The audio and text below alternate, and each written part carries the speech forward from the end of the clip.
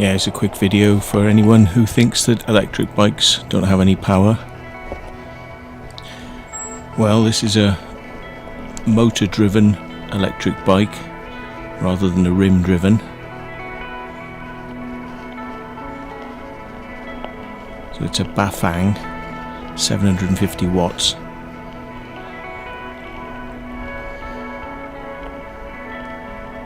I've got a 12 amp hour battery on it, and we're going uphill at the moment. We're doing about 8 miles an hour uphill, not pushing it to the absolute max because steady pace with a little bit of pedaling is much better than just trying to crucify the battery.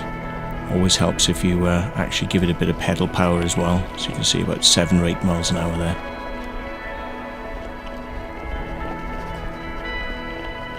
And as you'll see in a minute, it's not the bike that hasn't got the power, it's the rider. The rider who can't stay on it at sometimes, going uphill so steep that he ends up wheeling the bike and coming off backwards. Luckily not falling off though, kind of controlled, landing on my feet and then having to try and stop the bike, which still wants to go. So you can see there's quite a steep hill here, and we're about 500 feet above sea level, and the top of the hill is 760 feet, so we're going up about 250 feet, and you'll see the speed that we managed to achieve that now.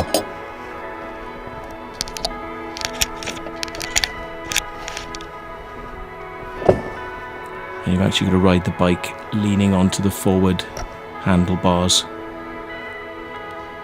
You can't just sit on the saddle, otherwise you'll just roll the bike backwards over the back wheel and you'll end up on your arse.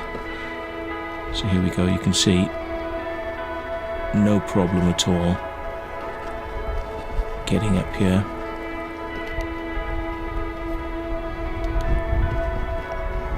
I wanted to flip back then, so I've come up onto the front handlebars now to keep the weight forward.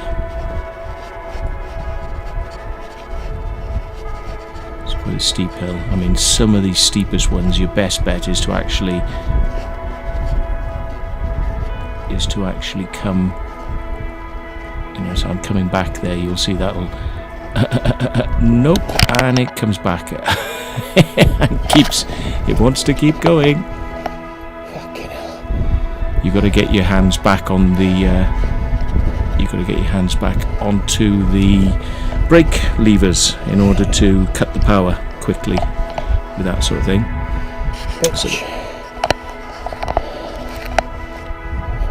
So you can take the worst of them by doing it in zigzags, which is the best way, really. So after a minute, catch my breath. We're doing it in a zigzag now, which is a bit easier.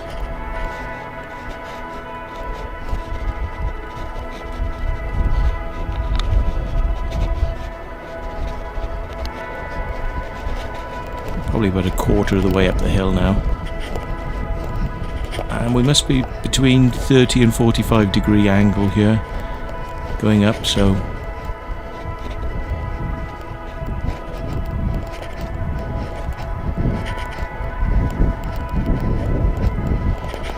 between a 2 and a 3 and 5 incline here.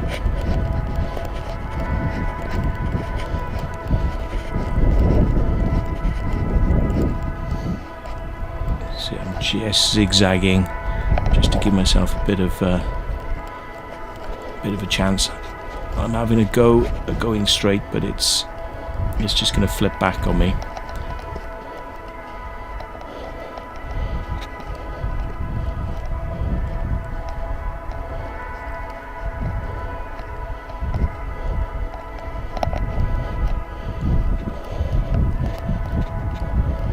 Choosing the easier route because there's some rather rutted bits as well, so it's better to try and get on the flat.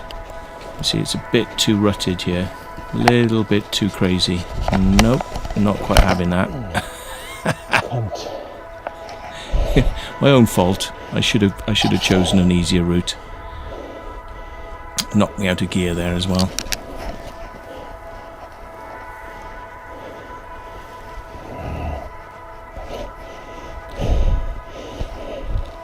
So it's not really the bike, it's the rider that's got the problem.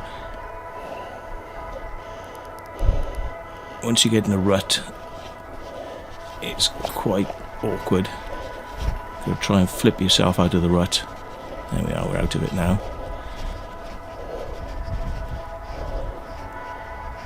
One last biggie.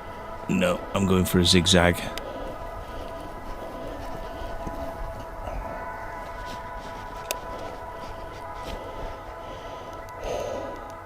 Put the power right up. I think I might be seeing whether I can actually attack this one directly.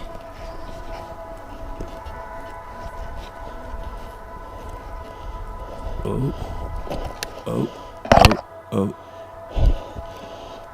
Not quite. That's a 45 degree. So let's get it on a zigzag. If I had a smaller derailleur gear, probably go straight up these.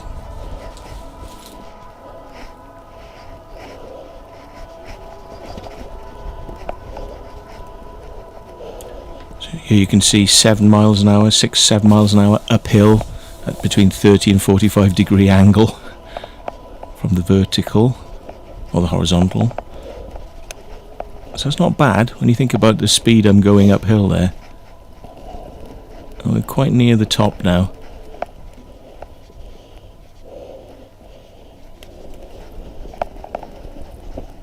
Yeah, nearly level with the top.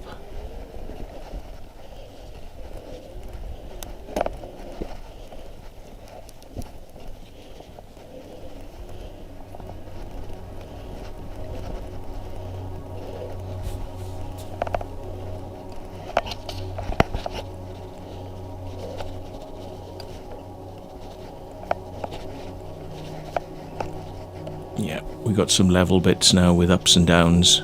It's more of a gentle climb once you're at the top. You can even change gear.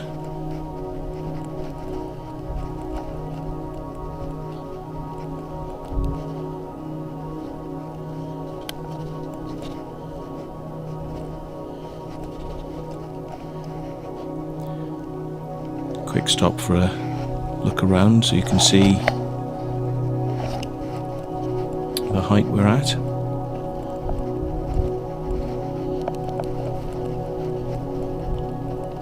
Yeah, 8 miles an hour, 6. I think I'm just changing back up to top gear. First gear.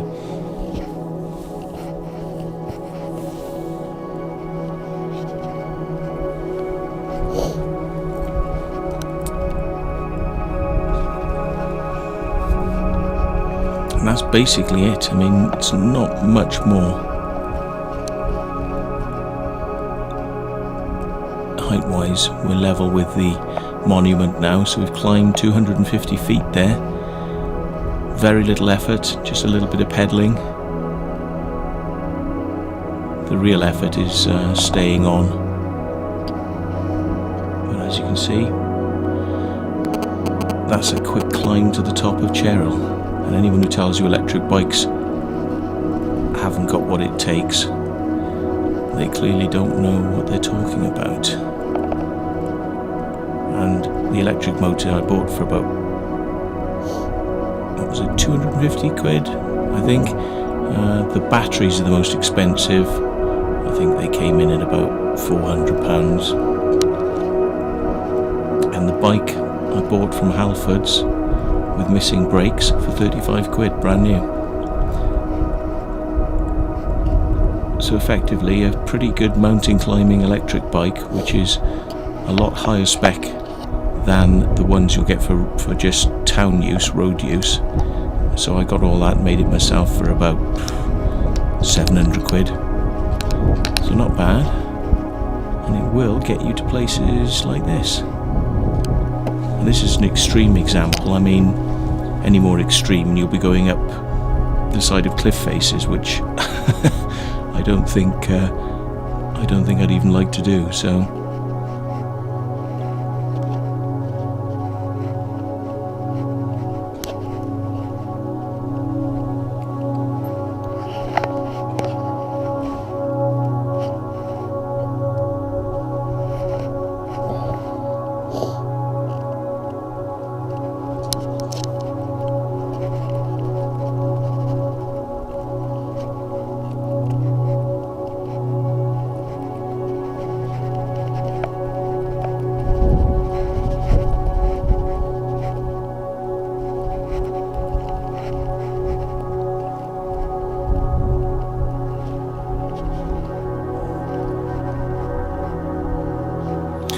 I wouldn't recommend going this way down, because when you get halfway down the hill there are some severe steps which aren't just like a drop-off step. They've actually got a piece of wood which you've actually got to bump over before you come down the next step, and it's quite violent on the bike. And after I got to the bottom, my battery, which is on a rack connected to the seat pillar, my rack just sheared off, so the weight of the battery on the back was enough to shear it off. So I've got to get a new back bit now for that. I'm going to get a more solid one this time, but yeah, just don't recommend coming down this way if you're coming down from Cherhill.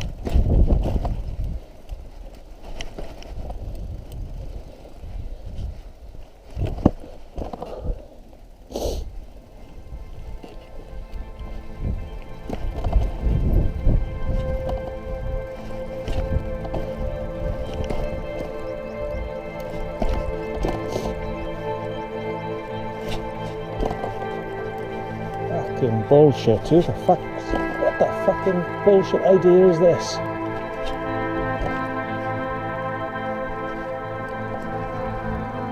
Fucking bullshit.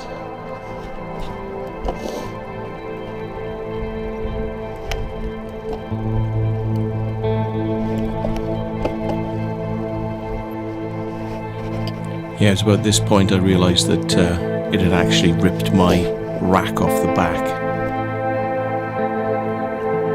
Not a happy teddy. Yeah, I think I'll probably just mute the audio on this bit because it contains a lot of expletives. An awful lot of expletives. Needless to say, that's broken.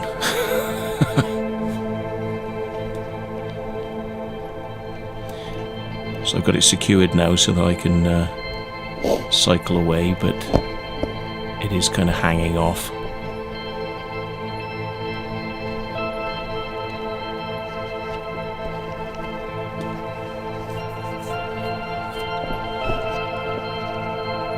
But isn't that just typical of cheesy, pathetic British standards for countryside? Putting in planks of vertical wood that you can trip over and you can't get a bike over properly. Yeah, isn't that really clever? So somebody walking down there at night, every time they encounter one of those pieces of wood, is a trip risk. Great.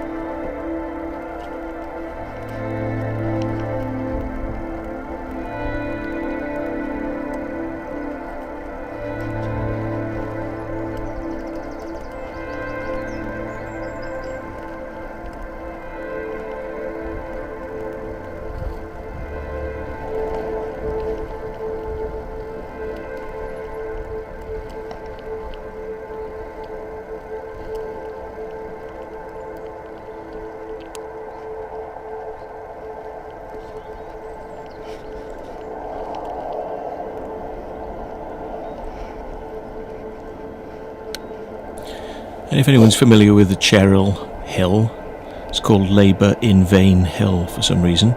Labour in Vain. Yeah, nice positive title for a hill.